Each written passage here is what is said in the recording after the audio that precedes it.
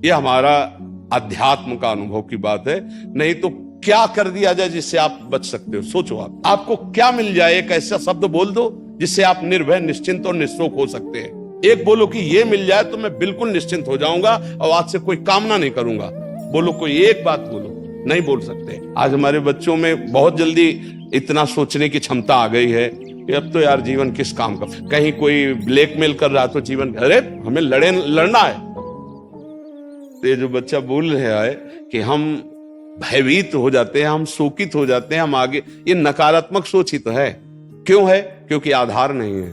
आधार हो तो फौरन उसकी काट है। भगवान है ना, प्रभु है ना, ऐसा कैसे हो सकता है? हम उनका भजन करते हैं, हम उनके आश्रित हैं, ऐसा कैसे हो सकता है? महाराज जी, ये तो सोच रख लिया और इससे हम पार भी हो गए। महाराज जी, फिर जब असफल हो जाएं उसके बाद हमारा क्या मान्यता रहनी चाहिए? सही बात पूछो तो जब आप ऐसा करोगे तो असफलता में सफलता का ही आनंद अनुभव में आएगा। सकारात्मक सोच ही जीवन का सुख है।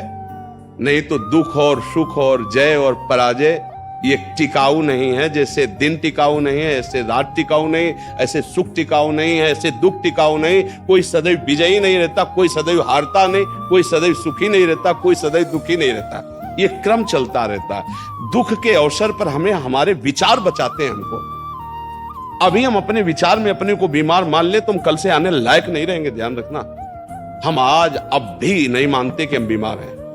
तो हमारी निगेटिव सोच जो है ये बिना भजन के नहीं जाएगी। और अगर ये बनी रही तो अरबों रुपया हो, खूब बड़ा पद हो, पति, व्यवस्था, पत्नी, सब कुछ हो, लेकिन नकारात्मक सोच तुम्हें चैन से नहीं रहने देगी। पक्की बात मान लीजिए। इसको सुधारना है तो सत्य पे आइए, धर्माचरण कीजिए, पवित्र चरित्र रखिए और नाम जप कीजिए। आपकी सोच बदल जाएगी। देखो, आपकी सोच अच्छी है तो आप थोड़ा कम पैसे वाले भी है ना, गरीब भी हैं, तो मस्त रहेंगे। सोच सही नहीं है तो चाहे आपके पास अरबों रुपया हो, आपका जीवन नरक जैसा रहेगा। क्योंकि आपकी सोच अशांति, कलह, नाना प्रकार की वासनाओं में, खेल में फंसाकर आपको नष्ट कर देगी। तो हमें लगता है कि बिना अध्यात्म के चिंता, भय, शोक इसका दूर होना बहुत कठिन है। नाम जप करो, चरित्र पावन रखो। आज प्रायः चरित्र को हम नहीं सुरक्षित रख रहे। ये समझ लीजिए कि चरित्रवान के पास ऐश्वर्य चरण चूमता है। चरित्रहीन चाहे आप जितना धन एकत्रित कर ले, शांति और सुख का अनुभव नहीं कर सकते। अब ये बात शास्त्र की और संतों की मानना स्वीकार करो तो अभी आनंद की अनुभूति हो जाए। हमारा चरित्र देखो, हम राम चरित्र गाते हैं। राम जी रघुवंश में प्रकट हुए और रावण उत्तम कुल पुलस्त करनाती, ब्राह्मणत्व उत्तम कुल पुलस्त करनाती, लेकिन चरित्रहीन हो गया तो राक्षस कहा गया। समझ रहे? चरित्र गाते हम, राम चरित्र गाते हैं। मां केवल अंतर है नहीं, वही बड़ी रा उसमें भी लगी हुई है। रा मां वही भगवद अंश है, जय विजय और कोई दूसरा नहीं है। ये लीला करके दिखाया कि एक चरित्रहीन हो गया तो राक्षस है, चरित्रवान वही भगवान। सब में भगवान है, वही अब लीला कर रहे। देखो, हम अपने चरित्र को पावन रखें, हम धर्म से चले, नाम जप करें तो अब कहीं भी आपके अंदर नकारात्मक भाव आपको परास्त नहीं कर सकता। ये हमारा अध्यात्म का अनुभव की बात है। नहीं तो क्या कर दिया जाए जिससे आप बच सकते हो? सोचो आपको क्या मिल जाए? एक ऐसा शब्द बोल दो जिससे आप निर्भय, निश्चिंत और निःशोक हो सकते हैं। एक बोलो कि ये मिल जाए तो मैं बिल्कुल निश्चिंत हो जाऊंगा और आज से कोई कामना नहीं करूंगा। बोलो, कोई एक बात बोलो। नहीं बोल सकते, क्योंकि एक के साथ हजारों बातें लगी हुई है। एक केवल वो है कि परमात्मा मिल जाए तो फिर सब पूर्ण।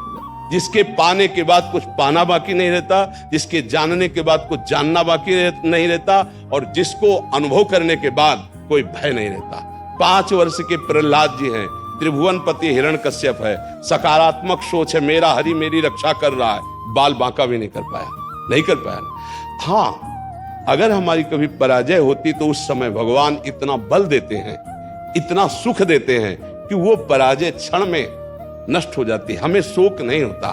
देखो, बड़े बड़े भक्तों को पराजय का मुख देखना पड़ा।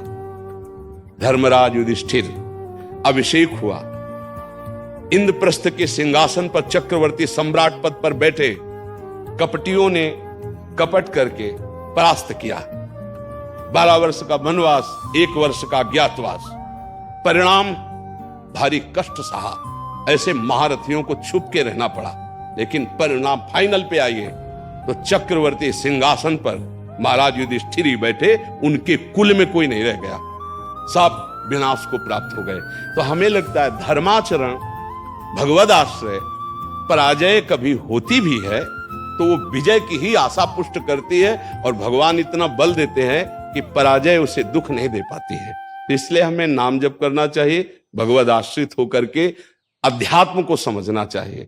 आज हमारे नवीन बच्चे अध्यात्म को नहीं समझ रहे, तो बड़ी आचरण में बड़ी अपवित्रता आ चुकी है। आप देख लीजिए कैसे कैसे गंदे अपने जीवन को इन अवगुणों से युक्त कर लिया गया, व्यसन, व्यभिचार। अब ये अध्यात्म का ज्ञान ना होने के कारण अपना नाश कर रहा है। तो चरित्रहीनता, गुणहीनता और नकारात्मक सोचे, अगर इनको हमें ठीक करना है तो हमें बहुत सावधान रहना, हमें अपने चरित्र को बचाना है। आज हमारे बच्चों में चरित्र सुरक्षित नहीं रह पा रहा है। आज बच्चों का जीवन बड़ा संकटपूर्ण जा रहा है। बात पक्की समझना, हमको जब ऐसी बात आती है तो हम दुखी होकर के बोलने लगते हैं कि आज हमारे राष्ट्र का जो ये नवीन भविष्य है, ये संकटपूर्ण परिस्थिति में जा रहा है। गर्लफ्रेंड, ये बॉयफ्रेंड, ये व्यसन, ये इनको चैन से नहीं रहने देंगे। नवीन अवस्था के बच्चे हैं, जब गंदे आचरणों में फंस जाते हैं, अब उनको ब्लैकमेल किया जाता है। वो अपने माँ बाप से बता नहीं सकते कि दूसरे से कहने घुटते रहते हैं, और अगर ज्यादा घुटन आ गई तो अपने आप को। तो इसलिए हमें लगता है अध्यात्म को समझा जाए और नाम जप करते हुए चरित्र पावन रखा जाए। आपका इसमें कोई संशय? हाँ, आप अच्छे आचरण वाले बने, खूब नाम जप करें और धैर्यपूर्वक विश्वास रखें कि भगवान मेरे साथ हैं। अगर कभी ऐसी हार या पराजय या दुख आता है तो हम उसको सहने के लिए धैर्यवान रहें। हम उसमें इतना निगेटिव न सोच जाए कि हमारा जीवन से ही निराशा हो जाए। आज हमारे बच्चों में बहुत जल्दी इतना सोचने की क्षमता आ गई है कि अब तो यार जीवन किस काम का। कहीं कोई ब्लैकमेल कर रहा तो जीवन, अरे हमें लड़ना है।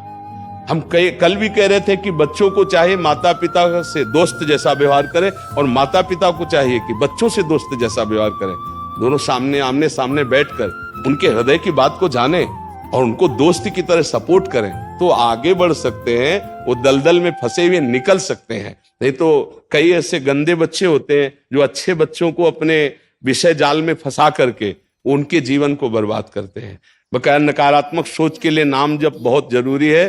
चाहे आप स्त्री हो, चाहे पुरुष हो, चाहे गृहस्थ हो, चाहे विरक्त हो, जब तक नाम जप नहीं करोगे, आचरण पवित्र नहीं रखोगे, तो वास्तविक सुख का अनुभव नहीं होगा। नाम जप बहुत आवश्यक, इसलिए हम सबसे प्रार्थना करते हैं नाम जप करो, शराब मत पियो, मांस मत खाओ, पराई माता बहनों की तरफ गंदी दृष्टि से मत देखो, गंदे आचरण मत करो। ये मनुष्य जीवन ऐसे गंदी बातों के लिए नहीं मिला।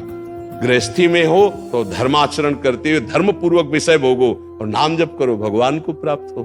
जी।